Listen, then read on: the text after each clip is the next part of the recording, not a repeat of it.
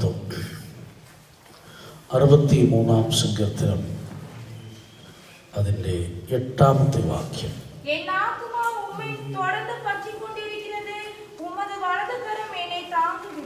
ദൈവത്തിന് മഹത്വം. ഈ രാവിലെ സമയം പരിശുദ്ധാത്മാവ് എന്നോട് സംസാരിച്ച ഒരു വേദഭാഗമാണത്. നിന്റെ വലങ്കൈ എന്നെ താങ്ങുന്നു എന്ന വിഷയം. ദാവീദ് തൻ്റെ ജീവിതാനുഭവത്തിൽ ദൈവത്തിൽ നിന്ന് മനസ്സിലാക്കിയ താൻ കടന്നുപോയ പാതകളിൽ ദൈവത്തിൽ നിന്ന് അനുഭവിച്ച ഒരു കാര്യമാണ് പറയുന്നത്. ഇത് ദൈവം പറയുന്നതല്ല, ഒരനുഭവസ്ഥൻ, ഒരു ഭക്തൻ ദൈവത്തിൽ നിന്ന് അനുഭവിച്ചത് സാക്ഷ്യമായി പറയുകയാണ്. നിന്റെ വലങ്കൈ എന്നെ താങ്ങുന്നു. കാരണം പല സന്ദർഭങ്ങളിൽ വീണു പോകേണ്ട സാഹചര്യങ്ങളുണ്ടായിരുന്നു, തകർന്നു പോകേണ്ട അവസ്ഥകളുണ്ടായിരുന്നു, ശത്രുവിൻ്റെ കയ്യിൽ അകപ്പെട്ട് നിർമൂലമായി പോകേണ്ട സാഹചര്യമുണ്ടായിരുന്നു.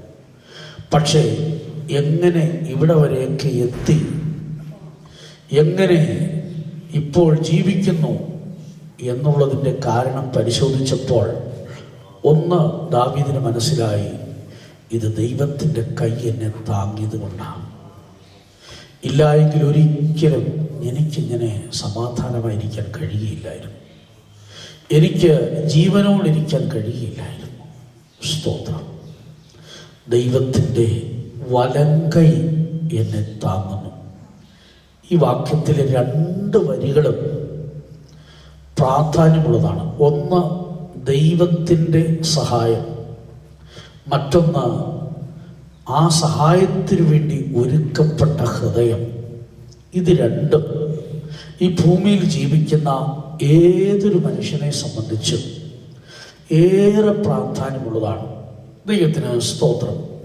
ഈ സങ്കീർത്തനം തുടക്കം മുതലേ വായിക്കുമ്പോൾ വളരെയധികം പ്രാധാന്യം തോന്നുന്ന കാര്യങ്ങൾ ഞാൻ ആവർത്തിച്ച് വായിച്ചിട്ടുള്ളൊരു സങ്കീർത്തനമാണിത്. ദൈവമേ, നീ എൻ്റെ ദൈവം, അധികാലത്തെ ഞാൻ നിന്നെ അന്വേഷിക്കും. നേരം വെളുക്കുമ്പോൾ എൻ്റെ അന്വേഷണം, പ്രഭാതം പൊട്ടി വിടരുമ്പോൾ ഞാൻ ആദ്യം അന്വേഷിക്കുന്നത് എൻ്റെ ദൈവത്തെയാണ്. പിന്നെയും പറയുന്നു, വെള്ളമില്ലാതെ ഉണങ്ങി വരേണ്ട ദേശത്ത് എൻ്റെ ഉള്ളം നിനക്ക് വേണ്ടി ദാഹിക്കുന്നു. അർത്ഥം എന്താ? വെള്ളമില്ലാത്തൊരു സ്ഥലത്ത് ചെല്ലുമ്പോൾ, വളരെയധികം തൊണ്ട വരളുന്ന ഒരു സ്ഥലത്ത് ചെല്ലുമ്പോൾ നമ്മൾ എന്താണ് ആഗ്രഹിക്കുന്നത്? സ്വാഭാവികമായിട്ടും നിശ്ചയമായും വെള്ളമാണ് ആഗ്രഹിക്കുന്നത്. പക്ഷെ അങ്ങനൊരു സ്ഥലത്ത് ഞാൻ ചെന്നാലും എൻ്റെ ഉള്ളം ദാഹിക്കുന്നത് നിനക്ക് വേണ്ടിയാണ്. ദൈവത്തിന് വേണ്ടി ദാഹിക്കുന്ന ഒരു മനുഷ്യൻ, സ്തോത്രം, എത്ര ശ്രേഷ്ഠകരമായൊരു ജീവിതമാണ്. ദൈവത്തെ കാണണമെന്നുള്ള ആഗ്രഹം കൊണ്ടോ ദൈവത്തിൽ നിന്ന് എന്തെങ്കിലും പ്രാപിക്കണം എന്നുള്ള കാര്യം കൊണ്ടോ നിർത്തുന്നതല്ലത്. പിന്നെ ഒരു വലിയ ദാഹമുള്ള ഒരു മനുഷ്യൻ ഒരിടത്തുണ്ടായാൽ അവന് യാതൊരു ഡിമാൻഡുകളും കാണുകയില്ല. DL മോഡി ഒരിക്കൽ ഒരു മീറ്റിംഗ് നടത്തിക്കൊണ്ടിരിക്കുമ്പോൾ പൊതുവിലൊരു ചോദ്യം ചോദിച്ചു. ഇവിടെ 1000 ജനങ്ങൾ ഇരിപ്പുണ്ട്. ഇവിടെ ദാഹിക്കുന്ന, ഏറ്റവും ദാഹമുള്ള മനുഷ്യരെ എങ്ങനെ മനസ്സിലാക്കാൻ സാധിക്കുമെന്നൊരു ചോദ്യം ചോദിച്ചു. പലരും മൗനമായിട്ടിരുന്നു. എങ്കിലും അതിനിടയിൽ താൻ തന്നെ അതിൻ്റെ ആൻസർ പറഞ്ഞു. ദൈവത്തിന് സ്തോത്രം. ഈ ഹാളിൻ്റെ ഏതെങ്കിലും ഒരു സ്ഥലത്ത് ഒരല്പം വെള്ളം കൊണ്ടുവച്ചാൽ മതി. ദാഹമുള്ളവൻ്റെ അടുക്കൽ നല്ല ഗ്ലാസ്സിൽ കൊണ്ടുചെന്ന് അവൻ്റെ അടുക്കൽ ഒന്ന് കുടിച്ചാട്ടെ എന്ന് പറയേണ്ട. ഈ കോമ്പൗണ്ടിൽ എവിടെങ്കിലും ഒരിടത്ത് അല്പം വെള്ളം കൊണ്ടുവച്ചാൽ ദാഹമുള്ളവൻ ഓടിച്ചെന്ന് ഒരു ഡിമാൻഡും കൂടാതെ അതെടുത്ത് അനുഭവിക്കും. അതാണ് ദൈവത്തിൻ്റെ അടുക്കൽ വരുന്ന ഒരു മനുഷ്യൻ്റെയും മനസ്സ് അങ്ങനെ ആയിരിക്കണം. ഒരിക്കൽ യേശു പറഞ്ഞല്ലോ, ദാഹിക്കുന്നവനെല്ലാം എൻ്റെ അടുക്കൽ വരട്ടെ. അർത്ഥം എന്താ? ദാഹമില്ലാത്തവൻ എൻ്റെ അടുക്കൽ വന്നാലും വലിയ പ്രയോജനമൊന്നുമില്ല. കർത്താവ് പറയുകയാണ്, ദാഹമില്ലാത്തവരൊന്നും ഇങ്ങോട്ട് വരണ്ടായെന്ന്. സ്തോത്രം. ദാഹമില്ലാത്തവർ ഒരു മീറ്റിങ്ങിന് വന്നാലും അവരിയ്ക്കുന്നത് കാണുമ്പോഴറിയാം ഇവർക്കൊരു ദാഹവുമില്ല, ഇവർക്കൊരു ആവശ്യമില്ല. പക്ഷെ ദാഹമുള്ളവർ ഓടി വന്ന് കിട്ടുന്ന ഒരു മിനിറ്റ് പോലും കളയാതെ അത് പ്രയോജനപ്പെടുത്തും. അവരെയാണ് ദൈവത്തിന് ആവശ്യം. അവർക്ക് വേണ്ടി ദൈവം വലിയ കാര്യങ്ങൾ ചെയ്യും. ദൈവത്തിന് സ്തോത്രം. സ്മിത്ത് വിഗിൾസ്വർത്ത് എന്ന് പറയുന്ന ഒരു ഭക്തനായ ഒരു ശുശ്രൂഷകനുണ്ടായിരുന്നു. കഴിഞ്ഞ നൂറ്റാണ്ടിൽ ജീവിച്ച മനുഷ്യനാണ്. അദ്ദേഹം നമ്മുടെ വിശ്വാസ വീട്ടിൽ വരികയും പാസ്പോളിനോടൊപ്പം വലിയ ബന്ധം പുലർത്തിയിരുന്നായ ഒരു ഭക്തനായ മനുഷ്യനാണ്. അദ്ദേഹത്തിലൂടെ ലോകം വലിയ അത്ഭുതങ്ങൾ കണ്ടിട്ടുണ്ട്. എൻ്റെ ഓർമ്മ ശരിയെങ്കിൽ ഏതാണ്ട് 28 പേരെ മരിച്ചുപോയവരെ തൻ്റെ പ്രാർത്ഥനയിലൂടെ താൻ പ്രാർത്ഥിച്ച് എഴുന്നേൽപ്പിച്ചു. തൻ്റെ ശുശ്രൂഷകളിലൊക്കെ അത്ഭുതങ്ങൾ സാധാരണമായിരുന്നു. വലിയ അത്ഭുതങ്ങൾ നടക്കുമായിരുന്നു. ദൈവത്തിന് സ്തോത്രം. അപ്പോൾ ഒരിക്കൽ തനിക്ക് ഒരു അഭിമുഖം ഒരു മറ്റുള്ള മാധ്യമ പ്രവർത്തകർ തന്നോട് ചോദിച്ചു, താങ്കളുടെ ശുശ്രൂഷയിൽ ഇത്രമാത്രം അത്ഭുതങ്ങൾ നടക്കാൻ കാരണം എന്താണ്? അപ്പോൾ തനിക്ക് ഒറ്റ ആൻസറേ ഉണ്ടായിരുന്നു, ദാഹിക്കുന്ന ജനങ്ങൾ. ഇതായിരുന്നു തൻ്റെ ആൻസർ. നിശ്ചയമായും ദാഹമുള്ളവർക്ക് ദൈവത്തിൽ നിന്ന് വലിയ കാര്യങ്ങൾ പ്രാപിപ്പാൻ സാധിക്കും. ഇവിടെ സങ്കീർത്തനക്കാരൻ പറയുന്നത്, എൻ്റെ ഉള്ളം വെള്ളമില്ലാത്ത സ്ഥലത്ത് ചെന്നിരുന്നാലും എൻ്റെ ദാഹം നിനക്ക് വേണ്ടിയായിരിക്കും. അതിൻ്റെ അർത്ഥം എന്താണ്? കർത്താവിനെ കിട്ടിക്കഴിയുമ്പോൾ വരൾച്ചകളെല്ലാം മാറും, എല്ലാ പ്രശ്നങ്ങളും പരിഹരിക്കപ്പെടും, ജീവിതത്തിൽ ഏത് ദുഃഖങ്ങളും മാറ്റപ്പെടുമെന്നുള്ള ആഴമേറിയ വിശ്വാസം തന്നിലുണ്ടായിരുന്നു. സാധാരണ ഏതൊരു മനുഷ്യനും വിശപ്പുള്ളവരായി ദാഹമുള്ളവരായിരിക്കുമ്പോൾ അതിനുവേണ്ടിയാണ് എപ്പോഴും ആഗ്രഹിക്കുന്നത്. പക്ഷെ ദാവീദ് എവിടെ ചെന്നിരുന്നാലും ദൈവം അവിടെയുണ്ടോ, ഇവിടെ ദൈവമുണ്ടോ, അതിനുവേണ്ടിയാണ് ഞാൻ ആഗ്രഹിക്കുന്നത്. കോരഹപുത്രന്മാർ പറയുന്നത് എന്താണ്? എൻ്റെ ഉള്ളം നിനക്കായി ദാഹിക്കുന്നു, ജീവനുള്ള ദൈവത്തിനു വേണ്ടി ദാഹിക്കുന്നു, ഞാൻ എപ്പോൾ ദൈവസന്നിധി ചെല്ലുവാനിടയായിത്തീരും. ഇങ്ങനെ ദാഹമുള്ള ദാവീദ് തൻ്റെ ജീവിതത്തിൽ തൻ്റെ സാക്ഷ്യം പറയുകയാണ്, എൻ്റെ ഉള്ളം നിന്നോട് പറ്റിയിരിക്കുന്നു. ക്രിസ്തീയ ജീവിതത്തിലെ ഒരു ഉയർന്ന അനുഭവമാണ്, ഒരു ശ്രേഷ്ഠമായ അനുഭവമാണ്. ഇന്ന് നമുക്കൊരു വിശ്വാസി എന്ന് വേണമെങ്കിൽ പറയാം, ഒരു ക്രിസ്ത്യാനി എന്ന് പറയാം, ഒരു പെന്തക്കോസ്തുകാരൻ എന്ന് വേണമെങ്കിൽ ചിലപ്പോൾ നമുക്ക് അതിനെയൊക്കെ ഒരു അഭിമാനമായിട്ട് പറയുന്ന മനുഷ്യൻ ധാരാളമുണ്ട്. പക്ഷേ ഒരു കാര്യം ചോദിക്കുകയാണ്, എൻ്റെ ഹൃദയം ദൈവത്തോട് പറ്റിയിരിക്കുന്നു എന്ന് ധൈര്യത്തോടെ പ്രാഗൽഭ്യത്തോടെ പറയാൻ കഴിയുന്നവർ എത്ര പേരുണ്ടായിരിക്കും? ഈ നാളുകളിൽ ഒരു പെന്തക്കോസ്തിന്റെ ലേബൽ കൊണ്ട് തൃപ്തിപ്പെടാതെ ദൈവത്തോട് പറ്റിയിരിക്കുന്ന ഒരു ജീവിതം ചെയ്യുവാൻ എനിക്ക് സാധിക്കുന്നു എന്ന് പറയുവാൻ ഇടയായിത്തീരട്ടെ. അങ്ങനെയാണെങ്കിൽ അതിൻ്റെ ഇടയിൽ ആർക്കും കയറാൻ പറ്റുകയില്ല. ദൈവത്തിന് സ്തോത്രം. അതുകൊണ്ടാണ് വിശുദ്ധ പൗലോസ് പറഞ്ഞത്, കർത്താവിനോട് പറ്റിച്ചേരുന്നവൻ അവനുമായി ഏകാത്മാവായിത്തീരുന്നു. ദൈവത്തിന് സ്തോത്രം. ആ വാക്യവും എന്നെ വളരെയധികം ചിന്തിപ്പിച്ചിട്ടുള്ളതും സന്തോഷിപ്പിച്ചിട്ടുള്ളതുമായ ഒരു ഭാഗമാണ്. ദൈവത്തിന് സ്തോത്രം. കർത്താവിനോട് പറ്റിച്ചേർന്നിരിക്കുന്ന ഒരു ജീവിതം. ദൈവത്തിന് സ്തോത്രം.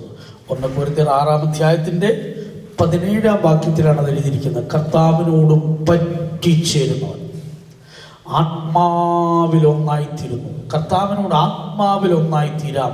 വിശുദ്ധ പൗലോസ് പറയുന്നു, നാമോ ക്രിസ്തുവിൻ്റെ മനസ്സുള്ളവരാകുന്നു. സ്തോത്രം. ഈ നാളുകളിൽ കർത്താവിനോട് നമുക്ക് ആത്മാവിലൊന്നായിത്തീരാം, ആത്മാവിലൊന്നായിത്തീരാം.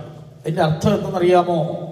കർത്താവിനോട് ആത്മാവിലൊന്നായിത്തീരുമ്പോൾ കർത്താവ് ഏത് പാതയിൽ നടത്തിയിരുന്നാലും, ഏത് കൂരിരുട്ടിലൂടെ നടത്തിയിരുന്നാലും അവർക്ക് യാതൊരു അകൽച്ചയും കർത്താവിനുണ്ടാകില്ല, യാതൊരു ഭിന്നതയും കർത്താവുമായിട്ടുണ്ടാകില്ല. കാരണം പറ്റിയിരിക്കുകയാണ്.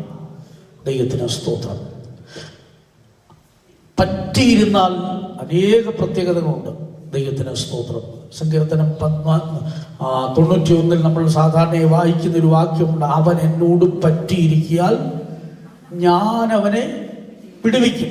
ദൈവത്തിന് സ്തോത്രം. അവൻ എൻ്റെ നാമത്തെ അറിയാൽ ഞാൻ അവനെ ഉയർത്തും.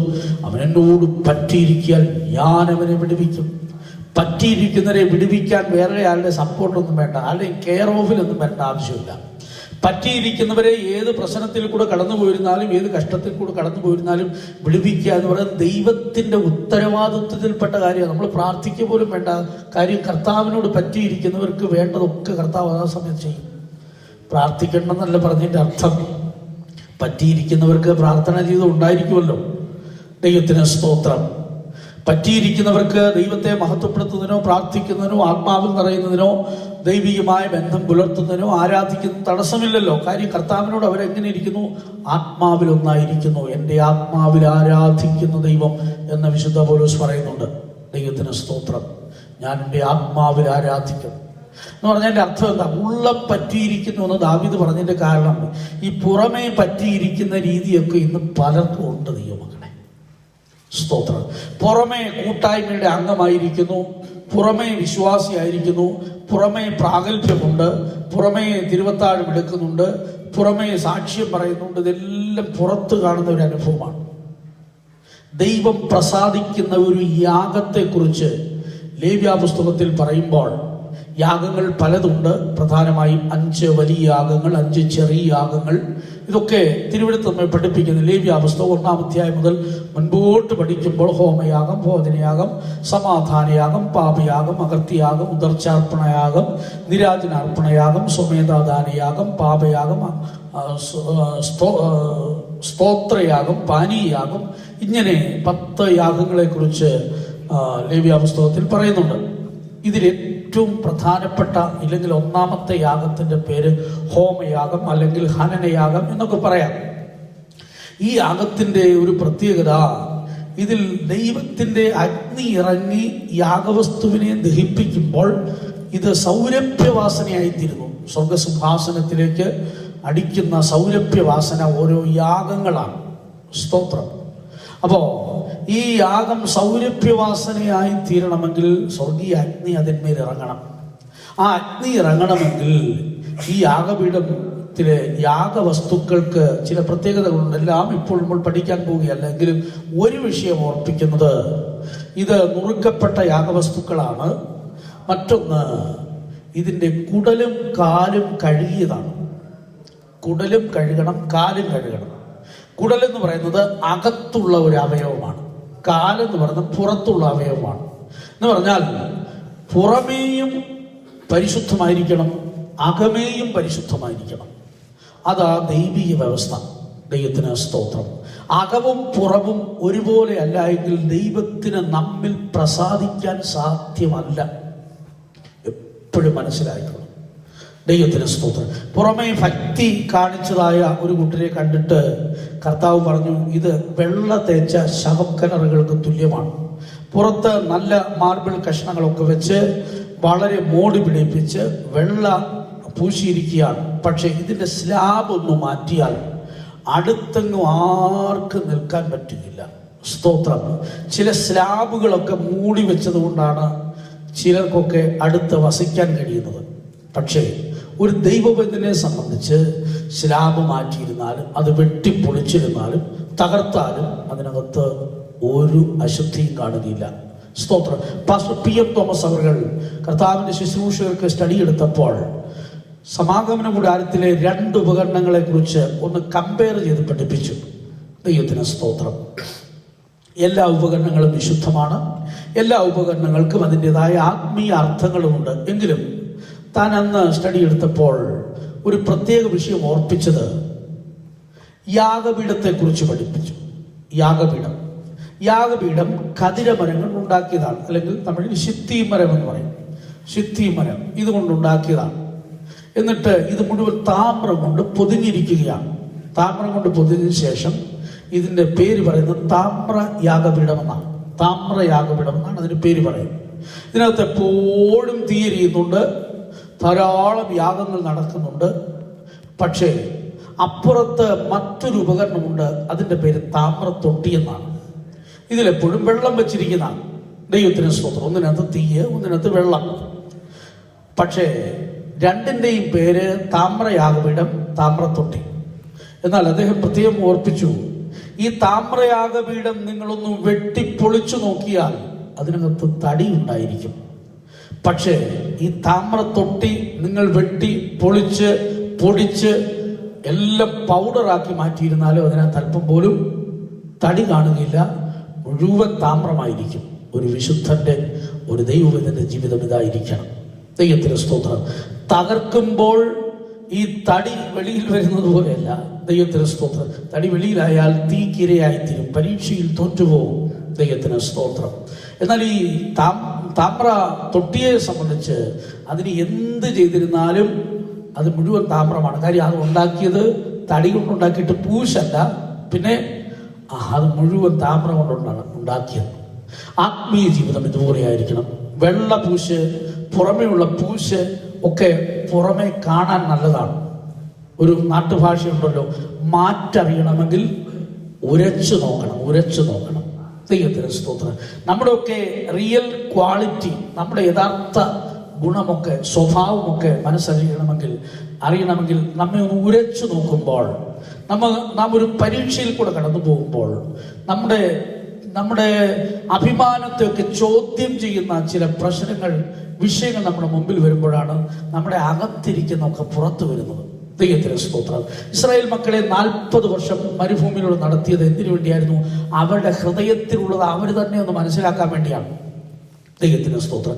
ചില പരീക്ഷകളിലൂടെ കടന്നു പോകുമ്പോഴാണ് നമ്മൾ ചിന്തിക്കും, അയ്യോ എൻ്റെ ജീവിതം ഇങ്ങനെയായിരുന്നോ, എൻ്റെ ഉള്ളം ഇങ്ങനെയൊക്കെ ആയിരുന്നോ എന്ന് നമ്മൾ തന്നെ അതിശയിച്ചു പോകും. എൻ്റെ ജീവിതത്തിൽ അങ്ങനെ തോന്നിയിട്ടുണ്ട് പ്രിയരെ. സ്തോത്രം. എന്നിൽ ഈ സ്വഭാവമൊക്കെ ഉണ്ടായിരുന്നോ?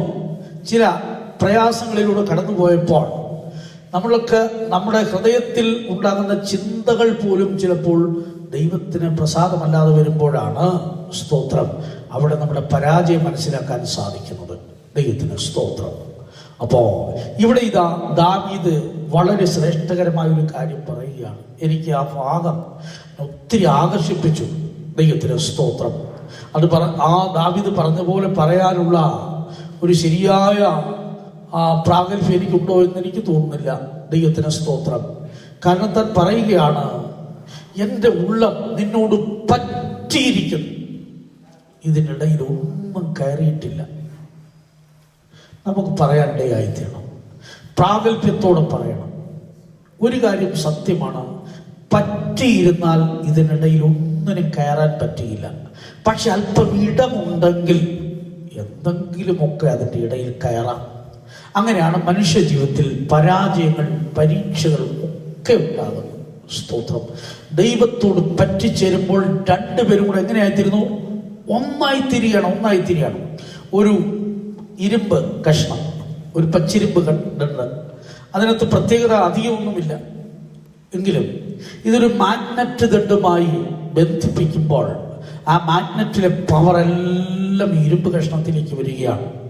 ഇത് രണ്ടും കൂടെ ഇനി ഈ ഇരുമ്പ് കഷ്ണത്തിന്റെ താഴെ മറ്റൊരു ഇരുമ്പ് കഷ്ണം വെച്ചാൽ പെട്ടെന്ന് അത് കയറി പിടിക്കും. കാരണം ആ മാഗ്നറ്റിന്റെ പവർ ഈ ഇരുമ്പ് കഷ്ണത്തിലൂടെ താഴേക്ക് വ്യാപരിച്ചു കൊണ്ടിരിക്കുകയാണ്. ദൈവത്തിന് സ്തോത്രം. ഇതിനേക്കാൾ ശ്രേഷ്ഠമാണ് ദൈവമക്കളെ, കർത്താവും നാമുമായിട്ട് ഒന്നായി തീരുമ്പോൾ ദൈവത്തിന്റെ അതേ ശക്തി, അതേ കൃപ, അതേ അഭിഷേകമെല്ലാം നമ്മിലേക്ക് വ്യാപരിക്കുന്നു. അതാണ് നമ്മുടെ ബലമെന്ന് പറയുന്നത്. നമ്മുടെ ബലമെന്ന് പറയുന്നത്. ഒരു ഭക്തൻ പറഞ്ഞത്, നമ്മളൊക്കെ വെറും സീറോകളാണ്. ദൈവത്തിന്റെ സ്തോത്രം. ഈ സീറോകൾ എത്ര ജനിച്ച സമയം മുതൽ മരിക്കുന്നവരെ സീറോകൾ എഴുതിക്കൊണ്ടിരുന്നാൽ അതിനകത്തൊരു വിലയുമില്ല. പക്ഷേ അതിൻ്റെ ഇടത്ത് ഭാഗത്തേക്ക് ഒരൊന്നു വന്നു കഴിയുമ്പോൾ എല്ലാ സീറോകളും വാരിയുള്ളതായി മാറുകയാണ്. ദൈവത്തിന് സ്തോത്രം. അപ്പോ ഒന്നുകൂടെ പറഞ്ഞാൽ, ഈ സീറോകളെല്ലാം ഒന്നിൻ്റെ വലത്തു ഭാഗത്തേക്ക് വരുമ്പോൾ ഈ സീറോകൾക്കെല്ലാം വിലയുള്ളതായിത്തീരും. കർത്താവിൻ്റെ പക്ഷത്തേക്ക് വരുമ്പോൾ നമ്മളൊക്കെ അസാധാരണ മനുഷ്യരായിത്തീരുകയാണ്. ദൈവത്തോട് ഒന്നായിത്തീരുമ്പോൾ ഏത് ബലഹീനനായ മനുഷ്യനും ഉത്തമനായി മാറ്റപ്പെടും. പത്രോസിനോട് കർത്താവ് പറഞ്ഞില്ലേ, നീ പത്രോസാകും, ഈ പാറമേൽ ഞാൻ എൻ്റെ സഭയെ പണിയും. പിന്നെ പറയുന്നത് പാതാള ഗോപുരങ്ങൾ ജയിക്കത്തില്ല എന്ന് പറഞ്ഞാൽ നീ എത്ര ബലഹീനനായിരുന്നാലും ശരി, എന്നോട് നീ ചേർത്ത് പണിയപ്പെടുമ്പോൾ നിന്റെ സകല പരാജയങ്ങളും നിന്നെ വിട്ടുപോകും. ദൈവത്തിൻ്റെ ആത്മാവ് ഈ രാവിലെ സമയം നമ്മോട് പറയുന്നത് അതാണ്. ദൈവമക്കളെ, നമുക്ക് കർത്താവിനോട് പറ്റിച്ചേരാം, കർത്താവിനോട് ഒന്നായിത്തീരാം. അതിന് തടസ്സം എന്തെങ്കിലും ഉണ്ടെങ്കിൽ മാറ്റേണ്ടത് നമ്മളാണ്. കർത്താവിൻ്റെ ഭാഗത്തൊന്നും ഇല്ലല്ലോ. കർത്താവ് എന്തെല്ലാം ചെയ്യാതെ മുഴുവൻ ചെയ്തു. കർത്താവ് ചിലപ്പോഴൊക്കെ ചോദിക്കാറില്ലേ, ഞാൻ ഇനി നിനക്ക് വേണ്ടി എന്ത് ചെയ്യണം? ആ തോട്ടത്തെ വേലി കെട്ടി സൂക്ഷിച്ച് നല്ല വക മുന്തിരിയെല്ലാം നട്ടിട്ട് ചോദിക്കുക, ഇനി ഈ തോട്ടത്തിന് വേണ്ടി ഞാൻ എന്ത് ചെയ്യാറുള്ളൂ? പക്ഷെ കാത്തിരുന്നപ്പോൾ കായ്ച്ചത് കാട്ടുമുന്തിരിങ്ങയായിരുന്നു. നമ്മെ നോക്കി കർത്താവ് പറയും, ഇനി ഞാൻ നിനക്ക് വേണ്ടി എന്ത് ചെയ്യണം? മകളെ, ഈ വിശ്വാസം നിനക്ക് വെളിപ്പെടുത്തി തന്നു. മകനെ, ഈ ഉപദേശം നിനക്ക് വെളിപ്പെടുത്തി തന്നു. ഇനി ഞാൻ നിനക്ക് എന്ത് ചെയ്തു തരണം? ഓരോ നാളിലും കൃപയും ആലോചനയും എല്ലാം നിനക്ക് തന്നുകൊണ്ടിരുന്നു. പക്ഷെ ഇനി ഞാൻ എന്ത് ചെയ്യണമെന്ന് ചോദിക്കുകയാണ്. ദൈവമക്കളെ, നമ്മളൊക്കെ അതിന് ആൻസർ പറയണം. ഇനി ഞാൻ നിനക്ക് വേണ്ടി എന്ത് ചെയ്യണം? ഒരു സമയത്ത് കഷ്ടമായിരുന്നു, വീടില്ലായിരുന്നു, അഷ്ടിക്ക് വകയില്ലായിരുന്നു, എങ്ങനെ മുൻപോട്ട് പോകണമെന്ന് അറിഞ്ഞുകൂടായിരുന്നു, കുഞ്ഞുങ്ങളെ എങ്ങനെ പഠിപ്പിക്കണമെന്ന് അറിഞ്ഞുകൂടായിരുന്നു. അന്നൊക്കെ കരച്ചിലായിരുന്നു.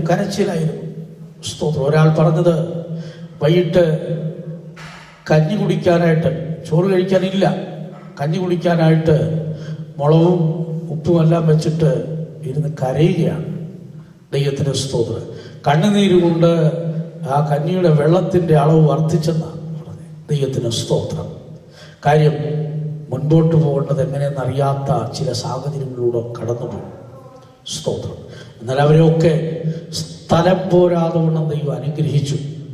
ഇന്നത്തെ ആത്മീയ നിലവാരം എന്തെന്ന് ചോദിച്ചാൽ, സ്തോത്രം, തൃപ്തികരമായൊരു ആൻസർ പറയാൻ സാധിക്കില്ല. ദൈവത്തിന് സ്തോത്രം. ഒന്നുമില്ലായ്മയിൽ നിന്ന് ഉയർച്ച പ്രാപിച്ചവരാണെന്ന് പലരും. പക്ഷേ ദൈവത്തോടുള്ള ബന്ധം എങ്ങനെയിരിക്കുന്നു? പ്രാർത്ഥിച്ച് അത് കിട്ടി, പ്രാർത്ഥിച്ച് കാറ് കിട്ടി, പ്രാർത്ഥിച്ച് വീട് വെച്ചു, പ്രാർത്ഥിച്ച് വസ്തു വാങ്ങിച്ചു, പ്രാർത്ഥിച്ച് പിള്ളേരെ പഠിപ്പിച്ചു. പക്ഷെ ദൈവവുമായിട്ടുള്ള ബന്ധം എങ്ങനെ ഇരിക്കുന്നു? ദൈവത്തിന്റെ അടുക്കൽ നീ എങ്ങനെയായിരിക്കുന്നു? ദൈവത്തിന്റെ അടുക്കലാണോ? ദൈവത്തിന്റെ അടുക്കലിരിക്കുന്നു നല്ല ദാവീദ് പറയുന്നത്, എൻ്റെ ഉള്ളം ദൈവവുമായിട്ട് ഒന്നായിരിക്കും. ഇങ്ങനൊരു സാക്ഷ്യം പറയുവാൻ ഈ ക്രിസ്തീയ ജീവിതത്തിൽ നമുക്കിടയായിത്തീരണം. മരിക്കുന്നത് വരെയും ഈ ഒരു സാക്ഷ്യം ഉണ്ടെങ്കിൽ വലിയ കാര്യമൊന്നും നേടിയില്ലെങ്കിലും ഒരു നല്ല പ്രാഗൽഭ്യം, നമ്മുടെ സമാധാനം പോകത്തില്ല. ദൈവമക്കളെ, എൻ്റെ ഉള്ളം നിന്നോട് പറ്റിയിരിക്കുന്നുവെന്ന് ചങ്കൂറ്റത്തോടെ പറയാൻ പറ്റുമെങ്കിൽ അവരുടെ സമാധാനം അവരെ വിട്ടു പോവുകയില്ല. അവർ കലങ്ങിപ്പോവുകയില്ല. അവർ ഭയപ്പെടേണ്ടി വരില്ല. കാരണം എന്തെന്നറിയാമോ? അവരെ താങ്ങുന്ന ഒരു കരമുണ്ട്. അത് മനുഷ്യന്റെ കരമല്ല. എല്ലാ മനുഷ്യരും നിന്നെ കൈവിടുമ്പോൾ, എല്ലാ മനുഷ്യരും നിന്നെ ഉപേക്ഷിക്കുമ്പോൾ, മാറാത്ത ഒരു തമ്പുരാൻ എന്ത് ചെയ്യുമെന്നറിയാമോ? കൈകളിൽ താങ്ങും. നിന്റെ വലം കൈ എന്നെ താങ്ങും. അതുകൊണ്ടാണ് പാട്ടുകാരൻ പറഞ്ഞത്, വീട്ടുകാർ കൈവിടും, നാട്ടുകാർ കൈവിടും, സ്വന്തക്കാരെല്ലാം തള്ളും. വീട്ടുകാർ കൈവിടും, നാട്ടുകാർ കൈവിടും, സ്വന്തക്കാരെല്ലാം തള്ളും. ഒരിക്കലും മാറാത്ത ശ്രീയേശു തമ്പുരാൻ കൈകളിൽ താങ്ങിക്കൊള്ളും. ആമേൻ. ഒരിക്കലും മാറാത്ത ശ്രീയേശു തമ്പുരാൻ കൈകളിൽ താങ്ങിക്കൊള്ളും. അമ്മയെ താങ്ങുന്ന ഒരു കരമുണ്ട് പ്രിയരെ. ദൈവത്തോട് പറ്റിച്ചേർന്നിരുന്ന ആ കരം വിശ്വാസ കണ്ണുകളാൽ നമുക്ക് കാണാം. ശത്രു വരുമ്പോൾ ഭയമുണ്ടാകില്ല, പരീക്ഷ വരുമ്പോൾ കലങ്ങിപ്പോകില്ല. ഇവിടെ ദാവീദ് പറയുന്നത്, നിന്റെ വലങ്കൈ എന്നെ താങ്ങും. അതിന് ചില പ്രത്യേകതകളുണ്ട് പ്രിയരെ. ദൈവത്തിൻ്റെ കൈകൾ വിശേഷിക്കപ്പെട്ട കൈകൾ തന്നെയാണ്. പക്ഷേ ഈ വലങ്കൈക്കും ഇടങ്കൈക്കും വ്യത്യാസം. നമ്മുടെ ഓരോരുത്തരുടെയും വലങ്കൈക്കും ഇടങ്കൈക്കും ഒക്കെ വ്യത്യാസമുണ്ടല്ലോ. സ്തോത്രം. അപ്പോ ഈ വലങ്കൈ എന്ന് പറയുന്നത് അതിനകത്ത് ധാരാളം അർത്ഥങ്ങളുണ്ട്. ദൈവത്തിന് സ്തോത്രം. യാക്കോബിന്റെ അടുക്കൽ ജോസഫ് 2 പുത്രന്മാരെ കൊണ്ട് നിർത്തിയിട്ട് അവരെ അനുഗ്രഹിക്കാനായിട്ട് കൊണ്ടു നിർത്തിയപ്പോൾ ജോസഫ് നേരെ ഈ മനശ്ശയെ കൊണ്ട് എന്ന് യാക്കോബിന്റെ വലങ്കൈക്ക് നേരെ നിർത്തി. ദൈവത്തിന് സ്തോത്രം. വലങ്കൈക്ക് നേരെ നിർത്തി. കാര്യം യാക്കോബിനറിയാം, ജോസഫിനറിയാം വലങ്കൈക്കൊരു പ്രത്യേകതയുണ്ട്. അത് അനുഗ്രഹത്തിന്റെ കൈയാണ്. അത് സമൃദ്ധിയായ അനുഗ്രഹത്തിന്റെ കൈയാണ്. ഇടത്തെ കൈക്ക് അനുഗ്രഹമില്ലെന്നല്ല, പക്ഷെ വലങ്കൈക്ക് കുറച്ചുകൂടെ പ്രത്യേകതയുണ്ട്. അനുഗ്രഹിക്കാൻ തന്നെയാണ് കൊണ്ടു നിർത്തിയത്. ഒരാളുടെ തലയിൽ ഇടങ്കൈയും ഒരാളുടെ തലയിൽ വലങ്കൈയും വയ്ക്കും. സ്തോത്രം. 2 പേർക്കും അനുഗ്രഹം കിട്ടുമെന്ന് ജോസഫിന് നന്നായിട്ടറിയാം. പക്ഷേ ജ്യേഷ്ഠനെ പിടിച്ച് വലങ്കൈയുടെ നേരെ കൊണ്ടുവച്ചു. ദൈവത്തിന് സ്തോത്രം. ഉൽപ്പത്തി പുസ്തകം 48-ാം അധ്യായത്തിൽ ഇതെല്ലാം എഴുതി വെച്ചിട്ടുണ്ട്. 14 മുതൽ താഴോട്ട് വായിക്കുമ്പോൾ നമുക്ക് കാണാൻ സാധിക്കും. എന്നാൽ ഇങ്ങനെ ചെയ്തപ്പോൾ ഈ യാക്കോബ് വൃദ്ധരാണെങ്കിലും താൻ എന്ത് ചെയ്യുന്നറിയാമോ? തൻ്റെ കൈ ഇങ്ങനെ പിണച്ചു വെച്ചു. സ്തോത്രം. ഇടത്തുവശത്ത് നിൽക്കുന്ന ആ എഫ്രൈമിനെ അനുഗ്രഹിക്കാൻ വേണ്ടി. എഫ്രൈം അനുജനാണ്, മനശ്ശെ ജ്യേഷ്ഠനാണ്. എന്നാൽ ആ എഫ്രൈമിനെ അനുഗ്രഹിക്കാൻ വേണ്ടി യാക്കോബ് തൻ്റെ കൈ പിണച്ചു വെച്ചു. അത് ജോസഫിന് ഇഷ്ടപ്പെട്ടില്ല. ജോസഫിന്റെ ഇഷ്ടമല്ലല്ലോ കാര്യം. ദൈവത്തിന് സ്തോത്രം. ഓരോ മനുഷ്യനെ കുറിച്ചൊക്കെ ദൈവത്തിന് പദ്ധതിയുണ്ട്. ദൈവമക്കളെ, ദൈവത്തിന് സ്തോത്രം. ജോസഫ് ദൈവത്തിന് പ്രസാദമുള്ളവനായിരുന്നു. ഇസ്രായേൽ ഗോത്രങ്ങളിൽ ഏറ്റവും ശ്രേഷ്ഠനായ മനുഷ്യനായിരുന്നു. നല്ല ദർശനമുള്ളവനായിരുന്നു. സ്തോത്രം. ജോസഫിനെ കുറിച്ച് യേശുവിന് നിഴലായിട്ട് നമ്മൾ പഠിക്കുന്നു. എങ്കിലും ആ ജോസഫിന് ഇഷ്ടമല്ലാത്ത ഒരു കാര്യം ഇതാ അവിടെ നടക്കുകയാണ്. യോസഫിന്റെ ഇഷ്ടത്തെയും മറികടന്നൊരു ദൈവപ്രവൃത്തി നടക്കുകയാണ്. ദൈവത്തിന്റെ പദ്ധതിയിൽ ഒരു മനുഷ്യനെ അനുഗ്രഹിക്കുമെന്ന് ഉണ്ടായിക്കഴിഞ്ഞാൽ ഏറ്റവും ഉയർന്നു നിൽക്കുന്ന വ്യക്തി തീരുമാനിച്ചാലും എന്നെ തടയാൻ പറ്റില്ല. ദൈവത്തിന് സ്തോത്രം. നമ്മുടെ മുമ്പിൽ നിൽക്കുന്ന ഒരാൾ തീരുമാനിച്ചിരുന്നാലും നമ്മുടെ അനുഗ്രഹത്തെ തടയാൻ പറ്റത്തില്ല. ദൈവത്തിന്റെ പദ്ധതിയിൽ അനുഗ്രഹം ഉണ്ടെങ്കിൽ മറന്നുപോകും. ദൈവത്തിന് സ്തോത്രം. ജോസഫ് യേശുവിന് നിഴലാണെന്ന് പഠിക്കുന്നുവെങ്കിലും യോസഫിന് ഇഷ്ടമല്ലായിരുന്നു എഫ്രൈമിനെ മുൻപനാക്കുവാൻ.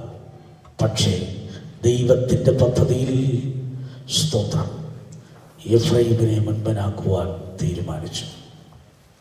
വൃദ്ധനായിരിക്കുന്ന യാക്കോബ് തൻ്റെ കൈകൾ പിണച്ചു വയ്ക്കുകയാണ്. ഉടനെ തനിക്ക് അനിഷ്ടം തോന്നിയിട്ട് സ്തോത്രം അവൻ എഫ്രൈമിന്റെ തലയിൽ നിന്ന് മനശ്ശെയുടെ തലയിൽ മാറ്റിവെക്കാൻ പിടിച്ചു. ജോസഫ് അപ്പനോട്, അങ്ങനെയല്ല എൻ്റെ അപ്പ, ഇവനല്ലോ എൻ്റെ ആദ്യജാതൻ. സ്തോത്രം. യാക്കോബിന് സ്റ്റഡി കൊടുക്കുകയാണ് ജോസഫ്. അങ്ങനെയല്ല അപ്പ, ഇങ്ങനെയൊക്കെ ചെയ്യണം. ദൈവത്തിന് സ്തോത്രം. എന്നാൽ വൃദ്ധനായിരിക്കുന്ന ആ യാക്കോബ് എന്താ പറഞ്ഞെന്നറിയാമോ? സ്തോത്രം. അവൻ പറഞ്ഞു, മകനെ, എനിക്കറിയാം ഇവനും വലിയ ജനമായിത്തീരും. പക്ഷേ എഫ്രൈം ഇവനേക്കാളും അധികം വർദ്ധിക്കും. അവൻ്റെ സന്തതി ജനസമൂഹമായി തീരും. സ്തോത്രം. ദൈവം വച്ചിരിക്കുന്ന അനുഗ്രഹമാണ്. അത് വലങ്കൈയുടെ പ്രത്യേകതയാണ്. ദൈവത്തിന് സ്തോത്രം. ദൈവത്തിൻ്റെ വലങ്കൈ നിന്നെ താങ്ങുന്നുവെങ്കിൽ ലോകത്തിൽ ഒരു മനുഷ്യനും നിന്നെ അനുഗ്രഹിക്കണ്ട. നിനക്ക് വേണ്ടതെല്ലാം നിന്റെ ജീവിതത്തിൽ വന്നുകൊണ്ടേയിരിക്കും. നീ അതിനുവേണ്ടി യാതൊരു ബന്ധപ്പാടും നടത്തണ്ട. ആ കൈ നിനക്ക് അനുകൂലമാണോ എന്ന് നോക്കിയാൽ മതി. ആ കൈ നിന്റെ തലമേലുണ്ടോ? ദൈവത്തിൻ്റെ വലങ്കൈ അനുഗ്രഹത്തിൻ്റെ കരമാണ്. സ്തോത്രം. ആ കൈയെക്കുറിച്ച് പുറപ്പാട് പുസ്തകം 15:6 വായിക്കുമ്പോൾ ബലവും മഹിമയുമുള്ള കൈയെന്നാണ്. ദൈവത്തിന് സ്തോത്രം. ബലവും മഹിമയുണ്ട്. ആ കൈക്ക് ശക്തിയുണ്ട്, അതിൽ മഹിമയുണ്ട്. യോബിന്റെ പുസ്തകം 40:14 വായിക്കുമ്പോൾ അത് രക്ഷിക്കുന്ന കരമാണ്, രക്ഷിക്കുന്ന കരമാണ്. സങ്കീർത്തനത്തിൽ അതിനെക്കുറിച്ചൊക്കെ ആവർത്തിച്ചു പറയുന്നുണ്ട്. ദൈവത്തിന് സ്തോത്രം. 60-ാം സങ്കീർത്തനം 5-ാം വാക്യം വായിക്കുമ്പോൾ നിനക്ക് പ്രിയമുള്ളവർ വിടുവിക്കപ്പെടേണ്ടതിന് നിന്റെ വലങ്കൈ കൊണ്ട് രക്ഷിച്ച് ഞങ്ങൾക്ക് ഉത്തരമരുളണമേ. ഉത്തരമരുളുന്ന പ്രാർത്ഥനയ്ക്ക് മറുപടി തരുന്ന ഒരു കരം, രക്ഷിക്കുന്ന കരം. സ്തോത്രം. കഴിഞ്ഞ നാളുകളിൽ നമ്മെ രക്ഷിച്ചത് ആ കർത്താവിൻ്റെ, അതെ, ഒരു രക്ഷയ്ക്കും വകയില്ലാതിരുന്നപ്പോൾ നമ്മെ രക്ഷിച്ചത് കർത്താവിൻ്റെ അത്ഭുതകരമാണ്. ദൈവത്തിന് സ്തോത്രം. രക്ഷിക്കുന്ന കരം, അത് രക്ഷിക്കുന്ന കരമാണ്. അത് ശത്രുവിനെ നിർമൂലമാക്കുന്ന കരമാണ്. ദൈവത്തിന് സ്തോത്രം. ആ കരത്തെക്കുറിച്ച് 89-ാം സങ്കീർത്തനം വായിക്കുമ്പോൾ അത് ഉന്നതമായ കരമായിട്ട് നമുക്ക് കാണാൻ സാധിക്കുന്നുണ്ട്. ദൈവത്തിന് സ്തോത്രം. 89-ന്റെ-13-ാം വാക്യം വായിക്കുമ്പോൾ നിന്റെ കൈ ബലമുള്ളതും നിന്റെ വലങ്കൈ ഉന്നതവുമായിരിക്കുന്നു. അപ്പോൾ ഒരു ഉന്നതമായ കരമാണ് രക്ഷിക്കുന്ന ആ കരം. ഉന്നതമായ കരമാണ്. ദൈവത്തിന് സ്തോത്രം. ദൈവത്തിൻ്റെ വലങ്കൈ ഉയർന്നിരിക്കും. സ്തോത്രം. 118-ാം സങ്കീർത്തനത്തിൻ്റെ 16-ാം വാക്യം വായിക്കുമ്പോൾ യഹോവയുടെ വലങ്കൈ ഉയർന്നിരിക്കുന്നു, യഹോവയുടെ വലങ്കൈ വീര്യം പ്രവർത്തിക്കുന്ന ഉയർന്നിരിക്കുന്ന ഉന്നതമായ കരമാണ് യഹോവയുടെ കരം. ദൈവത്തിന് സ്തോത്രം. ആ കരത്തിൽ അനവധിയായ അനുഗ്രഹങ്ങളുണ്ട്. ദൈവത്തിന് സ്തോത്രം. ആ കരം ഉപദേശിക്കുന്ന കരമാണ്. 45-ാം സങ്കീർത്തനത്തിലേക്ക് വരുമ്പോൾ അതിൻ്റെ 4-ാം വാക്യത്തിൽ നിന്റെ വലങ്കൈ ഭയങ്കര കാര്യങ്ങളെ നിനക്ക് ഉപദേശിച്ചു തരുമാറാകട്ടെ. വലിയ കാര്യങ്ങൾ ഉപദേശിച്ചു തരുന്ന ഒരു കരം. ദൈവത്തിന്റെ സ്തോത്രം. ആ കരത്തിന്റെ ശക്തിയെക്കുറിച്ച് ഒന്നുകൂടെ പറഞ്ഞാൽ യെശയ്യാപ്രവചനം 48:13 വായിക്കുമ്പോൾ അത് ആകാശത്തെ വിരിച്ച കരമാണ്. മനുഷ്യന് കണക്ക് കൂട്ടാൻ, ചിന്തിക്കാൻ കഴിയാത്ത വലിയ, അവന്റെ ദൃഷ്ടിക്ക് അഗോചരമായിരിക്കുന്ന, അവന്റെ തലച്ചോറിന് കണക്ക് കൂട്ടാൻ കഴിയാത്ത വിധത്തിലുള്ള വലിയ ജ്യോതിർഗോളങ്ങൾ, ആകാശത്തിലെ ഈ പ്രഭകളെ ഒക്കെ നിർത്തിയിരിക്കുന്ന ആകാശത്തെ വിരിച്ചത് ദൈവത്തിൻ്റെ വലങ്കൈയാണെന്ന് യെശയ്യാവ് 48 എഴുതിയിട്ടുണ്ട്. ദൈവത്തിന് സ്തോത്രം.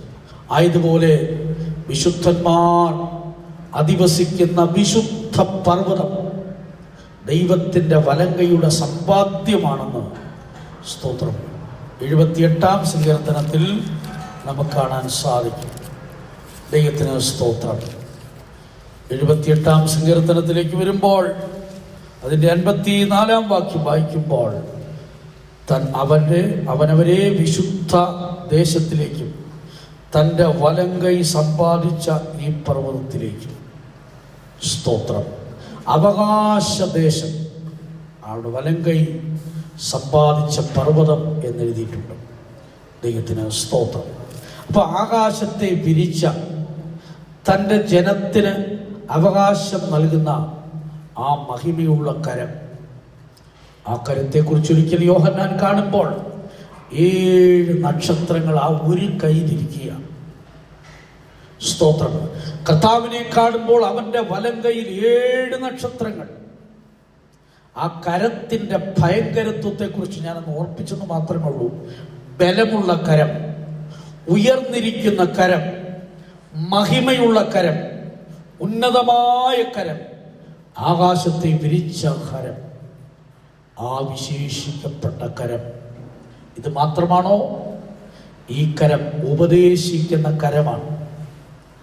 ഈ കരം നമ്മെ താങ്ങുന്ന കരമാണ്. ദൈവത്തിന് സ്തോത്രം.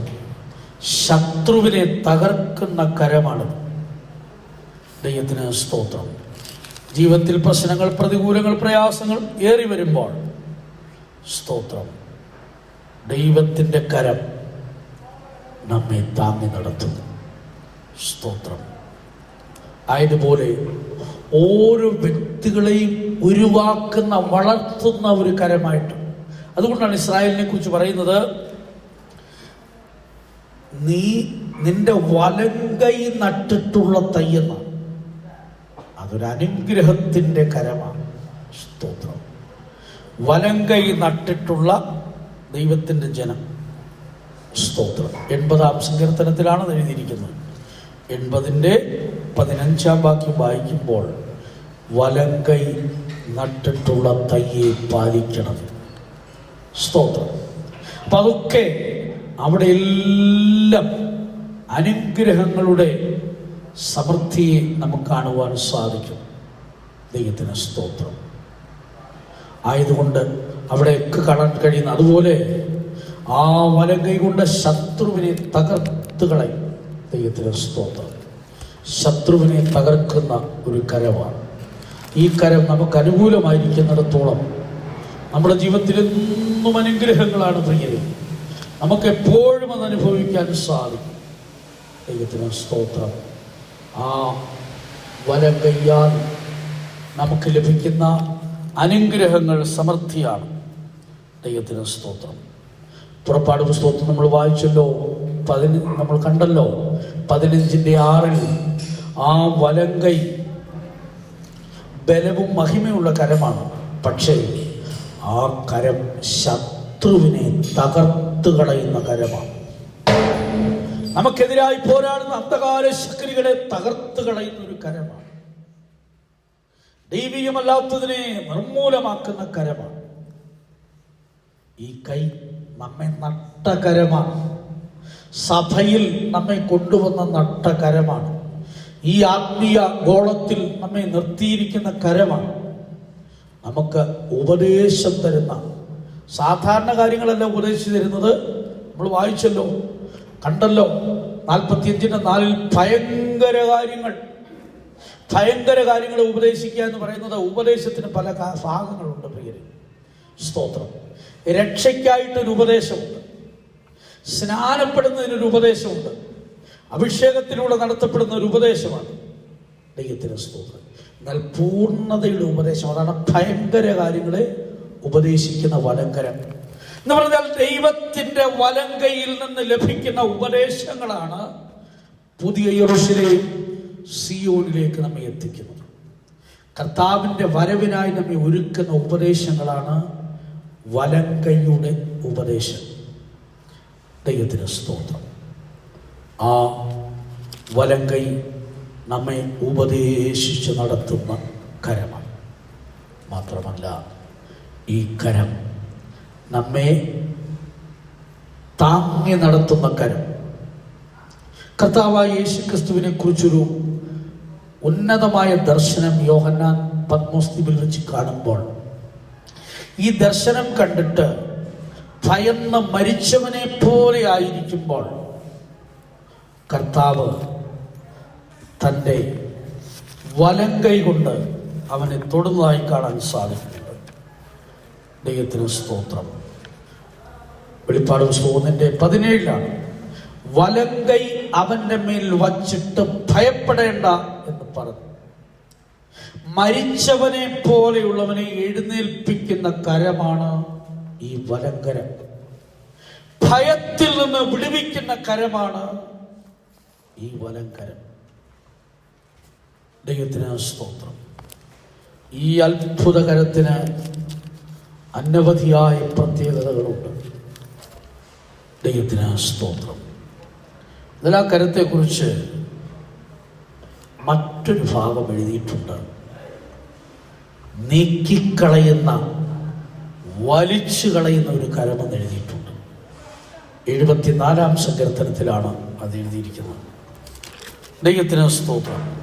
ആസാഫ് ഒരു അഭക്തന്റെ ഭാഗത്ത് നിന്നുകൊണ്ട് ആത്മാവിൽ പറയുന്നു, നിന്റെ കൈ, നിന്റെ വലം കൈ നീ വലിച്ചു കളയുന്നത് എന്ത്?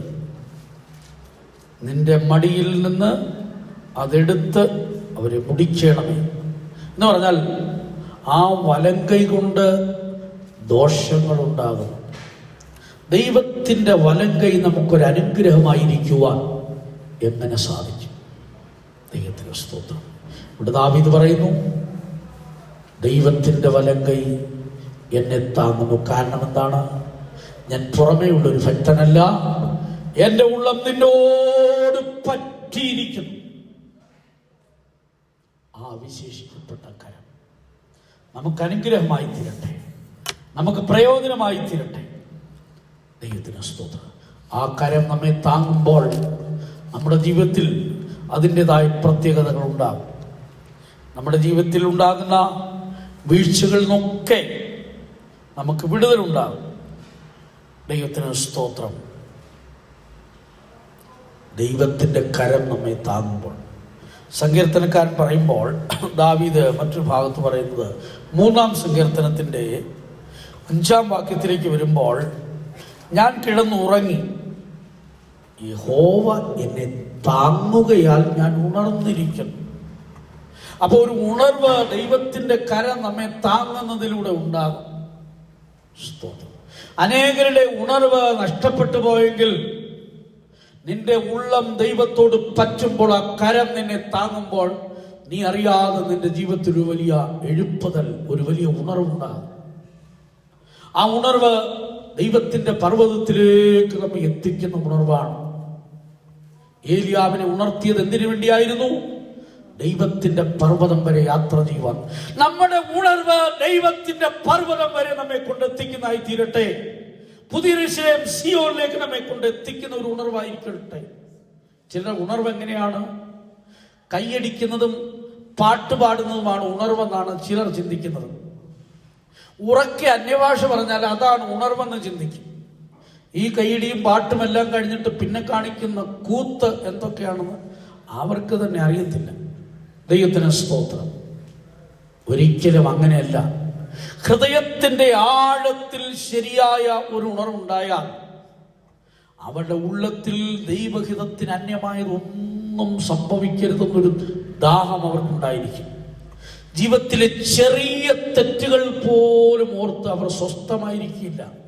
പാസ്റ്റർ ഫിലിപ്പ് ചാണ്ടപ്പിള്ള അവർ തൻ്റെ ശുശ്രൂഷയിൽ ഒരിക്കൽ ഓർപ്പിച്ച ഒരു വിഷയം, സ്തോത്രം, ഒരു യഥാർത്ഥ ദൈവവൈതന്റെ ഹൃദയം, അഥവാ ഉണർത്തപ്പെട്ട ഒരു ദൈവവൈതന്റെ ഹൃദയം കണ്ണിന്റെ കൃഷ്ണമണി പോലെ ആയിരിക്കുമെന്നാണ്.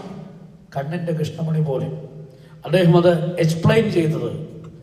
കണ്ണിന്റെ കൃഷ്ണമണിയിൽ ഒരു ചെറിയ പൊടി വീണാൽ അതിങ്ങനെ കലങ്ങിക്കൊണ്ടേയിരിക്കും, സ്വസ്ഥമായിരിക്കുകയില്ല. അത് കലങ്ങിക്കൊണ്ടിരിക്കും, അതിൽ വെള്ളം വന്നുകൊണ്ടിരിക്കും. ആ പൊടി എടുത്ത് കളയുന്നത് വരെ അതിങ്ങനെ കലങ്ങിയിരിക്കും. ഉണർത്തപ്പെട്ട ഒരു ദൈവത്തിന്റെ ജീവിതത്തിൽ ഒരു ചെറിയ തെറ്റ്, ഒരു വാക്കിൽ തെറ്റിയാൽ, ഒരു ചിന്തയിൽ തെറ്റിയാൽ, പ്രവൃത്തിയിൽ ആരും അറിയാത്ത ഒരു തെറ്റുണ്ടായിരുന്നാലും അവർ കലങ്ങി കലങ്ങി കരഞ്ഞ് പാറപീഠത്തിലിരിക്കും. കലങ്ങി പിന്മാറിപ്പോകുന്നവരല്ല, പാറപീഠത്തിലിരിക്കും.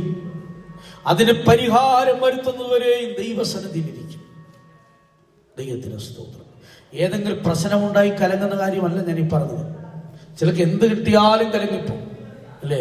നമ്മുടെ നാട്ടിലൊക്കെ ഒരു മുള്ളുണ്ടല്ലോ, എൻ്റെ പേരെന്നാ, തൊട്ടാവാടി അല്ലേ? തൊട്ടാവാടി നിങ്ങൾ കണ്ടിട്ടുണ്ടോ? ആരെങ്കിലും ഒന്ന് തൊട്ടാൽ മതി, ഇന്നാള് തൊടണമെന്നൊന്നുമില്ല. നല്ല മനുഷ്യന് തൊട്ടാലും അല്ലാത്ത മനുഷ്യൻ തൊട്ടാലും എന്തിനു വേണ്ടി തൊട്ടാലും അതേ ഇങ്ങനെ നിൽക്കുന്ന കൊട നൂർത്ത് വെച്ചിരിക്കുന്ന പോലെ നിൽക്കുന്ന ആ ഇല പെട്ടെന്ന് വാടി താഴോട്ട് പോകും. JCB മണ്ണെടുക്കാൻ താഴോട്ട് പോകുന്നത് പോലെ പെട്ടെന്ന് താഴോട്ടാണ്. ദൈവത്തിന് സ്തോത്രം. അതല്ല സ്തോത്രം. പിന്നെ ജീവിതത്തിൽ മനസാക്ഷിയെ ബാധിക്കുന്ന ഒരു തെറ്റുണ്ടായാൽ ഉടൻ തന്നെ കർത്താവിൻ്റെ പാദപീഠത്തിലേക്കും കരയും, നിലവിളിക്കും. ആരെക്കുറിച്ചെങ്കിലും ഒരു തെറ്റായൊരു വാക്ക് പറഞ്ഞു പോയെങ്കിൽ പ്രാർത്ഥിക്കാൻ പറ്റുകയില്ല. ഞാൻ ആ വ്യക്തിയെക്കുറിച്ച് അങ്ങനെ പറഞ്ഞല്ലോ, തെറ്റായിപ്പോയല്ലോ, കർത്താവേ എന്നോട് ക്ഷമിക്കണമേ. ആ വ്യക്തിയോട് ക്ഷമ ചോദിച്ചു, ക്ലിയറായി. സ്തോത്രം. അതാ ഉണർവിൻ്റെ ലക്ഷണം എന്ന് പറയുന്നത്. ദൈവത്തിന് സ്തോത്രം. അല്ലാതെ ശിംശോൻ തൻ്റെ ശക്തിയെല്ലാം പോയപ്പോഴും കുടയുകയൊക്കെ ചെയ്തു അല്ലേ? ആദ്യവും കുടഞ്ഞു. ആദ്യത്തെ ആദ്യം അത് താന് എഴുന്നേറ്റപ്പോൾ ശക്തിയൊക്കെ ഉണ്ടായിരുന്നു. എന്നാൽ ദലീലയുടെ മടിയിൽ തല വെച്ചതിന് ശേഷം പിന്നെ ഇയാൾ എഴുന്നേറ്റ് ഭയങ്കര അഭ്യാസമൊക്കെ കാണിച്ചു. പക്ഷേ ഒന്നും നടന്നില്ല. കാര്യം എന്താണ്? ശക്തി ഉള്ളിൽ നിന്ന് പോയി, കൃപ പോയി. ദൈവത്തിന് സ്തോത്രം. വേണ്ടാത്തടത്ത് കൊണ്ട് തലവെച്ചു, അതുകൊണ്ട് ശക്തി പോയി. ദൈവത്തിന് സ്തോത്രം. തലേന്ന് പറഞ്ഞ ചിന്തയെ കാണിക്കുക. ദൈവത്തിന് സ്തോത്രം. അപ്പോ നമുക്ക് ആവശ്യമില്ലാത്ത ചിന്തയിലേക്കൊക്കെ പോയി ദൈവകൃപയെല്ലാം നഷ്ടപ്പെട്ടു പോയിട്ട് പിന്നെ ദൈവത്തെ കുറ്റം പറഞ്ഞിട്ട് കാര്യമുണ്ടോ? ഉണർത്തപ്പെട്ട ഒരു ഹൃദയത്തിൽ ഏതെങ്കിലും ഒരു ചെറിയ ബലഹീനത ഉണ്ടായാൽ സ്വസ്ഥതയോടിരിക്കില്ല. അവർ കരഞ്ഞ് കലങ്ങിയ കണ്ണുകളോടെയായിരിക്കും. അവരുടെ ജീവിതത്തിൽ നിന്ന് പരിഹരിച്ചിട്ട് അവരവിടെ നിന്ന് എഴുന്നേക്കത്തുള്ളൂ. ഇല്ല, എൻ്റെ ജീവിതത്തിൽ അങ്ങനെ വന്നുപോയി, ഇനി പ്രാർത്ഥനയും പോയി, കൃപയും പോയി, ആത്മനിറവും പോയി, എല്ലാം നഷ്ടപ്പെട്ടു. അതാണ് തൊട്ടാവാടി പെന്തക്കോസ്ത്. ദൈവത്തിന് സ്തോത്രം. ഒരിക്കലും അതല്ല നമുക്ക് ആവശ്യമായിരിക്കുന്നത്. നമ്മുടെ ആത്മീയ ജീവിതം തീയുടെ നടുവിലും ധൈര്യത്തോടെ നിൽക്കണം. ദൈവത്തിന് സ്തോത്രം. ശക്തിയോടെ മുൻപോട്ട് പോകണം. ആ പർവ്വതത്തിൽ എത്തിച്ചേരുന്നവരെ സ്തോത്രം. ദൈവത്തിന്റെ കൈ നിന്നെ താങ്ങിയാൽ നിന്റെ ഉണർവ് നഷ്ടപ്പെട്ടു പോകില്ല. ദൈവത്തിലെ ദൈവത്തിന്റെ കരം നിന്നോട് കൂടെ ഉണ്ടെങ്കിൽ നിന്റെ ദൈവികമായ ബന്ധം നഷ്ടപ്പെട്ടു പോയില്ല. എൻ്റെ ഉള്ളം നിന്നോട് പറ്റിയിരിക്കുന്നു. നിന്റെ വലം കൈ എന്നെ താങ്ങുന്നു. ആ വലം കൈയെ കുറിച്ച് യെശയ്യാപ്രവചനം 41:10 വായിക്കുമ്പോൾ അവിടെ വായിക്കുന്നത് എൻ്റെ നീതിയുള്ള വലം കൈ. ദൈവത്തിന് സ്തോത്രം. നമ്മളൊക്കെ വാക്തത്വമായി ഏറ്റെടുത്തിട്ടുള്ള, ഇല്ലെങ്കിൽ നമുക്ക് കാർഡിലൊക്കെ കിട്ടിയ വാക്തത്വമാണത്. ഞാൻ നിന്നോട് കൂടെയുണ്ട് അല്ലേ, നീ ഭയപ്പെടേണ്ട, ഞാൻ നിന്നോട് കൂടെയുണ്ട്, ഭ്രമിച്ചു നോക്കേണ്ട, ഞാൻ നിന്റെ ദൈവമാകുന്നു, ഞാൻ നിന്നെ ശക്തീകരിക്കും, ഞാൻ നിന്നെ സഹായിക്കും, എൻ്റെ നീതിയുള്ള വലം കൈ കൊണ്ട് ഞാൻ നിന്നെ താങ്ങും എന്ന് പറഞ്ഞാൽ ഈ കയ്യിൽ മുഴുവൻ നീതി നിറഞ്ഞിരിക്കുക. അനീതിയൊന്നുമില്ല. നീതി നിറഞ്ഞ ഈ കൈ കൊണ്ട് താങ്ങുമ്പോൾ സ്തോത്രം, നമ്മുടെ ജീവിതത്തിലെ വീഴ്ചകൾ നോക്കുകയും വിടുതലുണ്ടാകും. സ്തോത്രം. വീഴുവാൻ തക്കൊണ്ട ശത്രു തള്ളി, പക്ഷേ എന്ത് ചെയ്തു? അവന്റെ നീതിയുള്ള വലം കൈ താങ്ങി നടത്തി. നമ്മെ താങ്ങി നടത്തുന്ന ആ കരം വിശുദ്ധ പർവ്വതത്തിൽ കൊണ്ടെത്തിക്കുന്ന കരമാണ്.